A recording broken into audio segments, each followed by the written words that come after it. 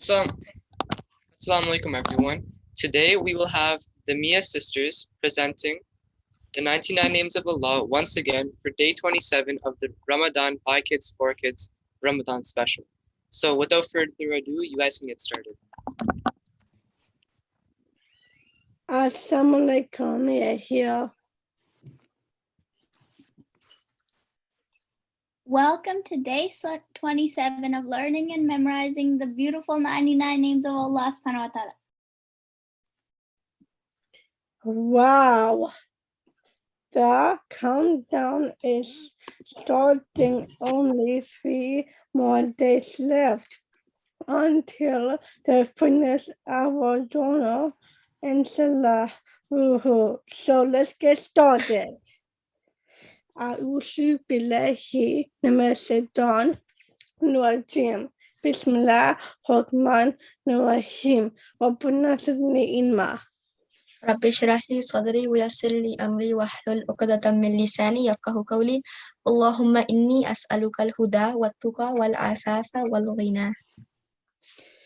The names we are learning today are Al-Mulk, المالك والملك. Malikul, Good. Dhul, Dhul, Jalaali, Ikraam, Al-Mulk, and Al-Tumah. Al-Mulk means the master of the kingdom. This name appears in the Quran one time. Al-Malikul Mulk, master of the kingdom. Malik, and Malik all come from the root malaka, which points to 3 main meanings. The first main meaning is to have possession and ownership. The second is to have power and ability. And the third main meaning is to control and have authority. Linguistically, Malik is an intensified form and refers to not only having kingship, but being master and lord. The word Malik, king, is used for people. However, the name Malikul Mulk is used for Allah subhanahu wa ta'ala only. He is the king of all kings, the owner of all owners, and the ruler of all rulers. And his kingdom consists of all that is and will be created. Maluka means to reign and rule, and Malaka means to possess power or to own a dominion. All worldly possessions and kingdoms are short-lived and change hands.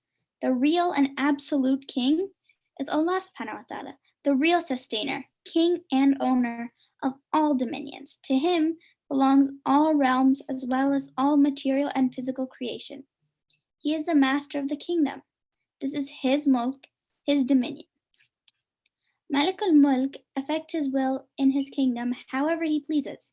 The mulk in this context means the kingdom. All things in existence are included in his kingdom. So his is one kingdom because all things in it are somehow connected to one another. Although they may be regarded as many, they constitute as one entity, one kingdom. And that whole kingdom is his and only his. No one has any say to what happens to or in it, and nothing happens in or to it without his knowledge. Malikul Mulk fares with his kingdom as he pleases, and none can revoke his judgment, nor can anyone appeal or repeal it. All things in existence, in all their degrees and levels, constitute one kingdom, owned by one, Allah, the Most Exalted.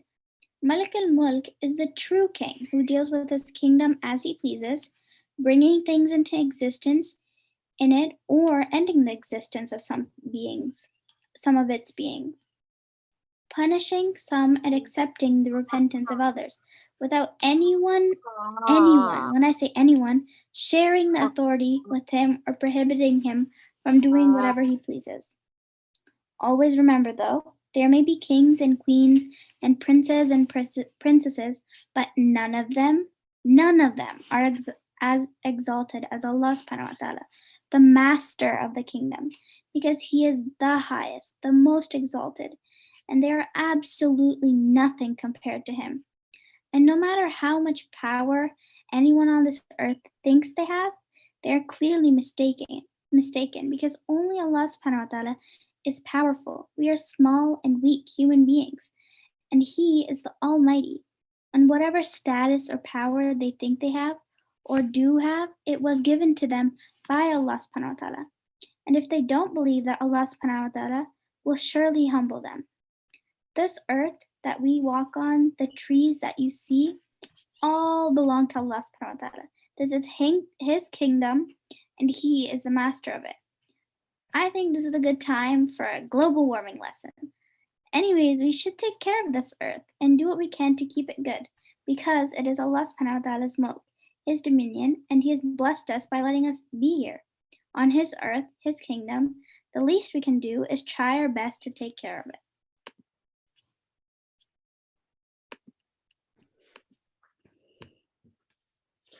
Dhul, Jalaali, Ikraam means the personal of glory and honor. This name is mentioned 2 times, both in Surah Rahman. So the name Dhul Jalali wal Ikram means the one who is filled with generosity and honor, who possesses glory and honor. And this is a very famous and popular name that many of us have probably already heard of, but we'll go more in depth about it today, inshallah. So let's break it down first off, because this name is quite longer than the ones we usually do.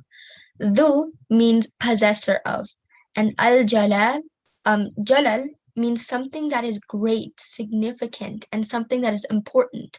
All these concepts tie into the term Jalal.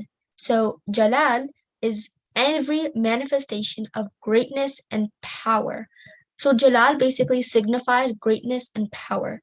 And He is also the one who is free from that which is unbecoming. So any negative association, any negative attributes, Allah subhanahu wa ta'ala is free from all those. So Al-Jalal, it is a name that denotes Allah's freedom from association and freedom from any partners as well. And it also, the more common meaning is greatness and power. And that's Al-Jalal. And wal Ikram, Ikram comes from Karam, and Karam is the perfection of attributes. So generally speaking, the name Kareem, which we've done previously, it in simple terms or one word term means generosity, but it actually is so much more than that. Kareem is like the perfection of all attributes. So all attributes are perfect. And when a person has many perfect attributes or many perfected attributes, they're basically noble. So they rise as a noble person. So Allah subhanahu wa ta'ala is the possessor of greatness and possessor of ikram, meaning benevolence. And benevolence is basically the act of kindness. And as we discussed, Allah's kindness and generosity is to the highest perfection and nobility. We find this name, as Aisha says, in Surah Ar-Rahman 2 times, and that's the only time it appears in the Quran as a proper name. He is the one who owns each attribute and manner of glory, majesty, superiority, generosity, and honor. Dhul Jalali wal Ikram is the source of great splendor and abundance. So any attribute that you can think of that talks about Allah subhanahu wa ta'ala's generosity or His honor or His majesty or His glory, any of those, they all connect back to this name, Dhul Jalali wal Ikram. The Prophet ﷺ says, Alidhu ya dhal jalali wal ikram. Call upon this name frequently. Basically, he's saying to beg Allah subhanahu wa ta'ala with this name. Ya dhul jalali wal ikram. So, you know when you beg, when you're really eager, when you're making dua and you really, really want something, then beg to Allah subhanahu wa ta'ala using this name, while invoking this name, dhul jalali wal ikram, the possessor of glory and honor, generosity and honor, greatness and honor, all of that. And this name combines all the names of Allah subhanahu wa ta'ala. So as I said, all those attributes that denote glory and generosity and greatness and power and nobility, all of those attributes combine into this one name, and all to the highest extent. Either name of Allah subhanahu wa ta'ala that we've learned can go back to one of these traits, so glory and honor. And it is reported by Muslim After the Prophet ﷺ was done with his salah, he would say, Allahumma anta salam, wa minka salam, tabarakta ya dhal jalali wal ikram. He would say, Oh Allah, you are the peace, and from you is peace. You are blessed. And basically, when he says blessed, basically you're the source of barakah. So, O possessor of majesty, greatness, and benevolence. And he would say this 5 times a day after every salah, obviously. So this name revolves around Allah subhanahu wa ta'ala's greatness and generosity. So call upon it and use it in your du'as, especially for those du'as that you're so eager for. Call upon and beg Allah subhanahu wa ta'ala using this name, Dhul Jalaali wal Ikraam. And this is a name that when you ask Allah subhanahu wa ta'ala, He gives and He grants, subhanAllah.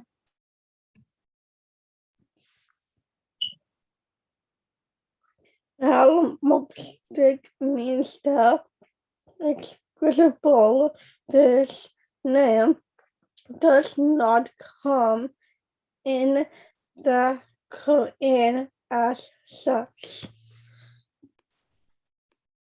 Al-Muqsit, the equitable. Al-Muqsit, the most equitable, the just. The one who is the most equitable and just. The one whose ways are always balanced and just. The one who establishes justice. The one who creates harmony and balance. The one who does away with injustice. The one who leads mankind to justice and harmony. This name comes from the root qasad, which has the following classic Arabic connotations: to act justly, equitably, to do away with injustice, to establish an equitable balance. The name Muqsit is not specifically used as a beautiful name in the Quran, but yeah. Meaning of this attribute's root word is qist, equity or fairness. Qasata means implemented justice. Qasata means became inequitable or unfair. Qasit is an unfair or inequitable person, an oppressor. Muqsit is the one who is fair in his judgment or decision. And qist means share, lot, or portion of something. Qasitun is plural. They are those who deviate from justice and about whom the Almighty says, as to the deviators, they are fuel of the hell. Qist means implementation of justice by taking what one has unlawfully acquired and giving it back to its lawful owner. Iqsat means that one is given his own lawful share, which something else has unlawfully taken, forcefully or otherwise. It is also called insaf, carrying out equity. Qasata means someone became inequitable. And aqsata means that he became fair and just. Al-Muqsit is the one who justly judges and is the most fair. He is the one who leads mankind to justice and harmony. Make it a habit to stand for justice and do things righteously. We will all be accountable in front of Allah subhanahu wa ta'ala, and He will surely be pleased if we do the right thing. He is the one whose ways are balanced and just, the one who establishes justice. Even the rules and things that Allah subhanahu wa ta'ala has made for us are completely just and equitable and perfect.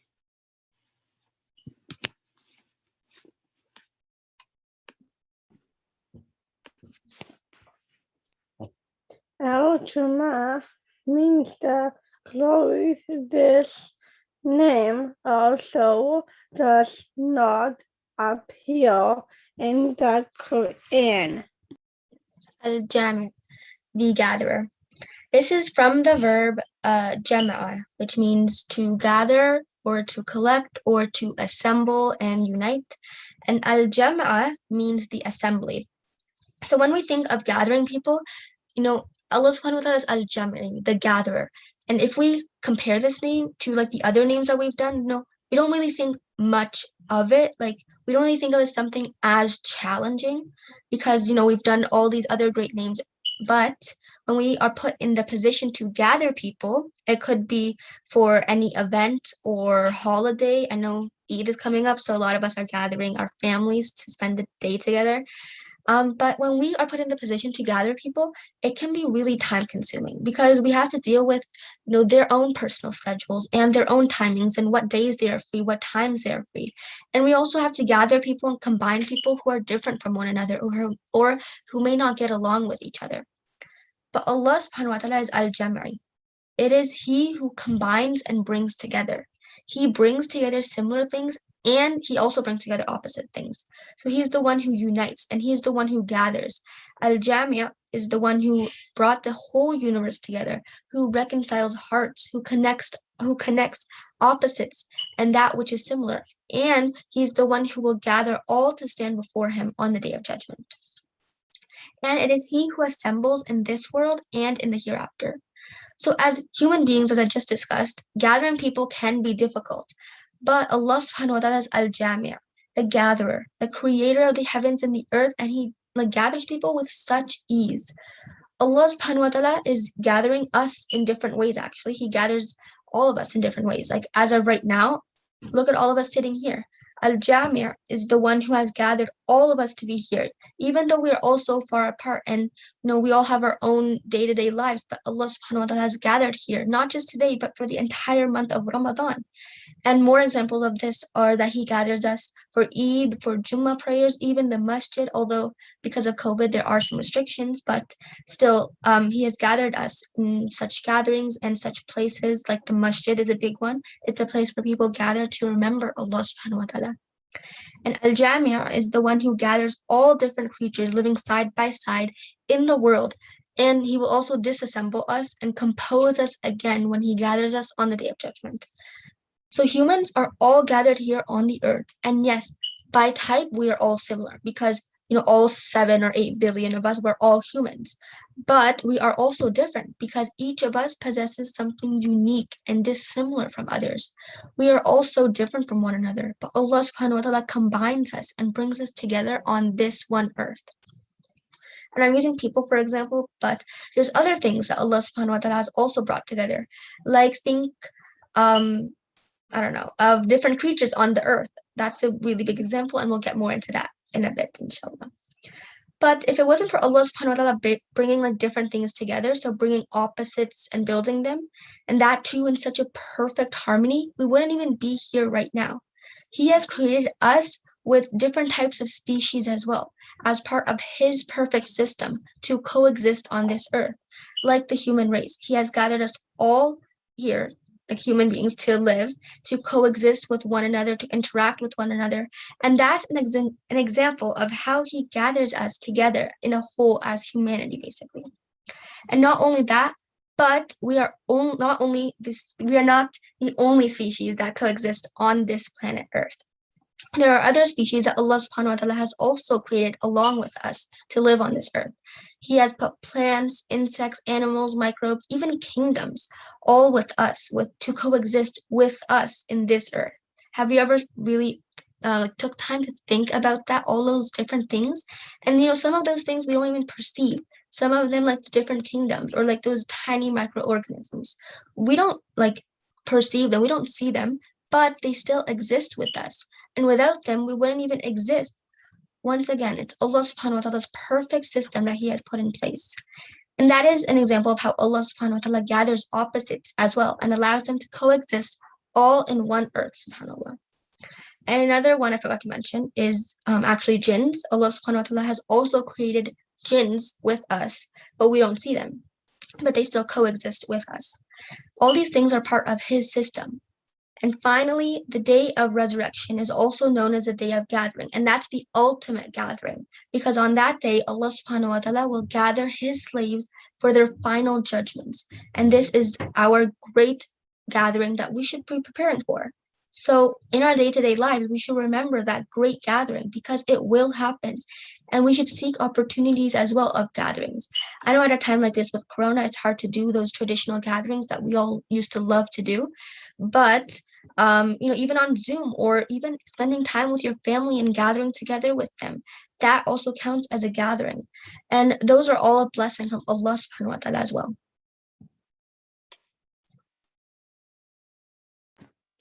Guess what? It is time for us to hear your beautiful voice. So tell us what you learned today.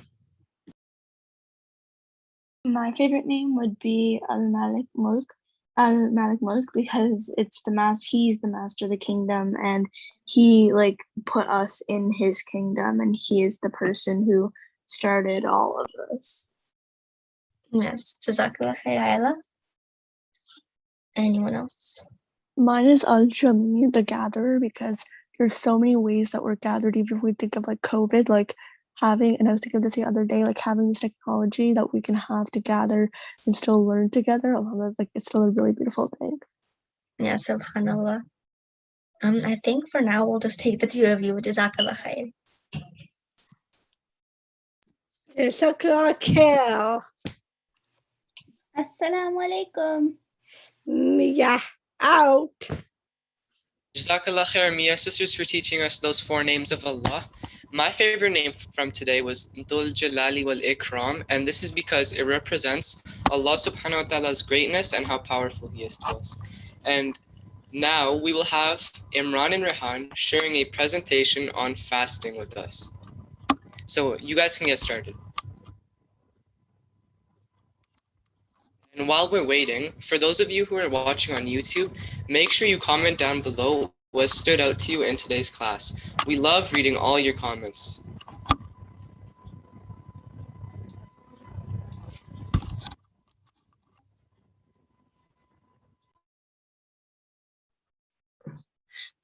Assalamu alaikum. My name is Imran.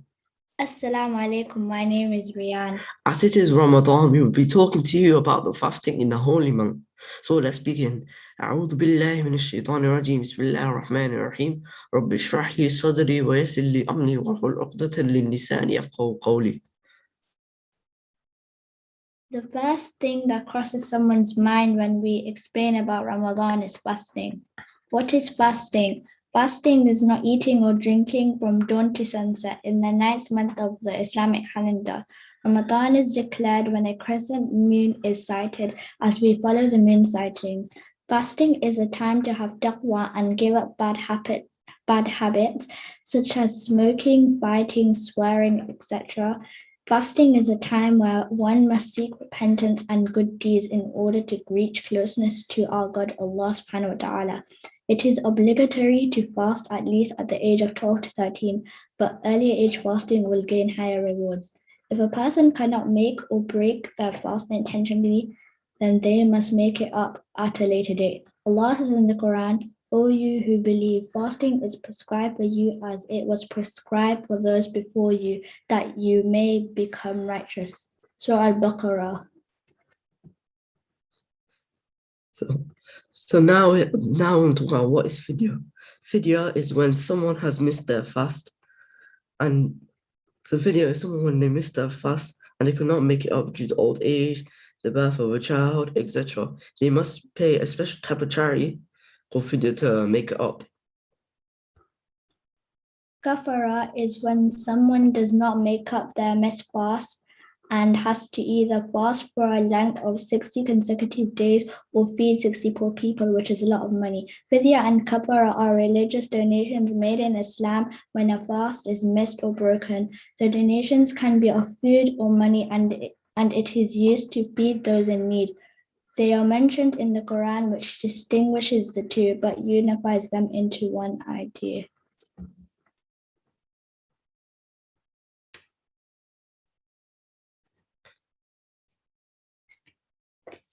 Remember, don't be a hypocrite. Allah subhanahu wa ta'ala is always watching you, even if no one else is. Allah subhanahu wa ta'ala narrates in Surah Tawbah, ayah 67, the hypocrite men and the hypocrite women are as one another. They enjoin evil and forbid good, and they keep their hands shut. They have forsaken Allah, so He has forsaken them too. The hypocrites are indeed the transgressors. After we break our fast, most Muslims pray a special prayer called Tarawih.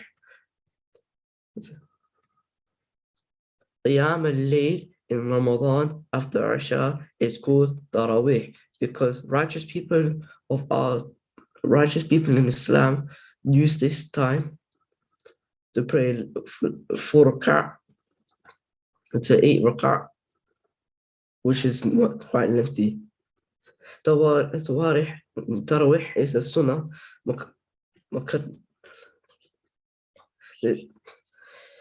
Tarawih is a sunnah practice of Muhammad sallallahu alaihi wasallam, which is not something you're supposed to do. So it's voluntary. So they will pray 12 rak'ahs, 4 and 4, and then 4 again for a period of time. Some tawarihs can last up to an hour. Remember, even if they last an hour, pray. Do not neglect your salah. Some people say, I have a busy work schedule, so I don't get time to pray. Salah is extremely important. People literally live by the clock. Busy schedules and deadlines are an integral part of every individual's life. Somewhere in the race with time and achieving goals and deadlines, we forget the most important thing, the worship of the master of time, Allah subhanahu wa ta'ala. Our salah gets neglected because of erratic work schedules. If you can manage to take out 3 or 4 hours to go watch a movie because that's what pleases you, then you can surely manage to take out 10 minutes of your busy life to pray your salah, because that's what pleases your creator.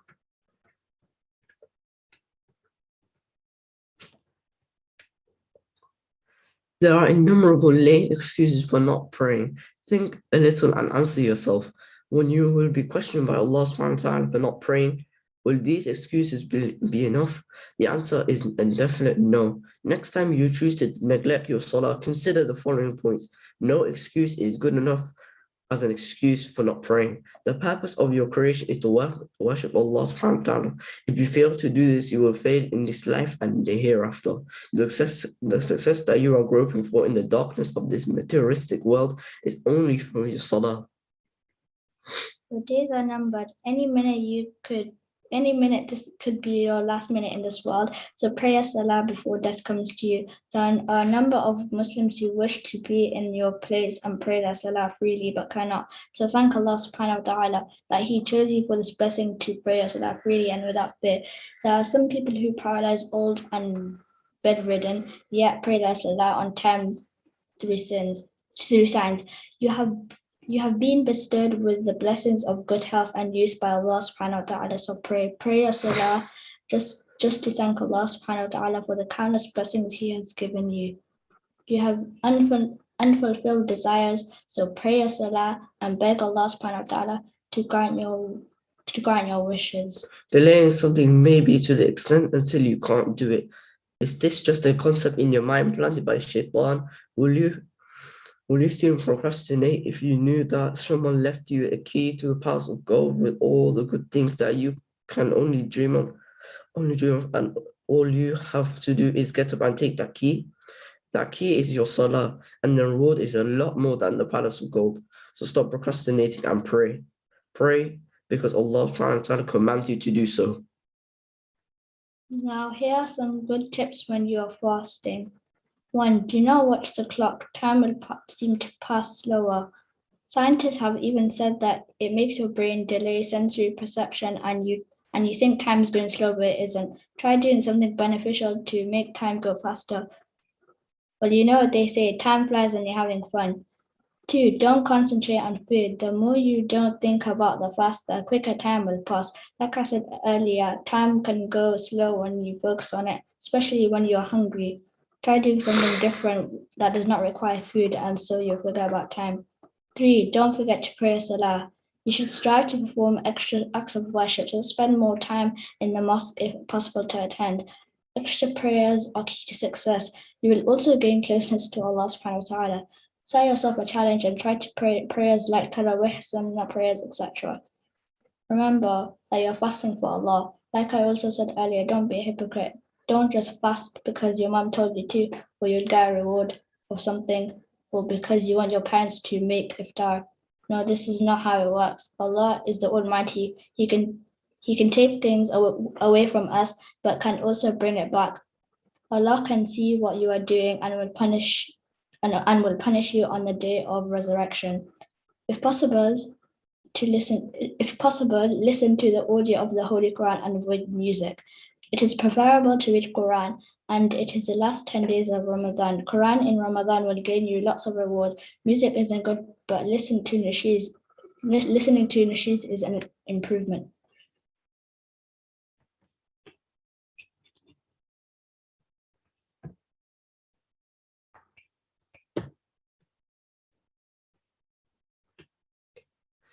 Jazakallah khair for watching our presentation. I hope you. So make sure you comment on what you have learned. Be sure to subscribe to the SunnahCamp YouTube channel, and don't forget to hit the notification bell for more updates. Jazakallah khair. Jazakallah khair. Assalamu alaikum wa rahmatullahi wa barakatuh. Wow, so Jazakallah khair, Imran and Rihan, for that great informative presentation about fasting. And once again, for those who are on YouTube, make sure to comment down below what stood out to you on today's day 27 of the Ramadan by Kids for Kids special. Jazakallah khair for watching.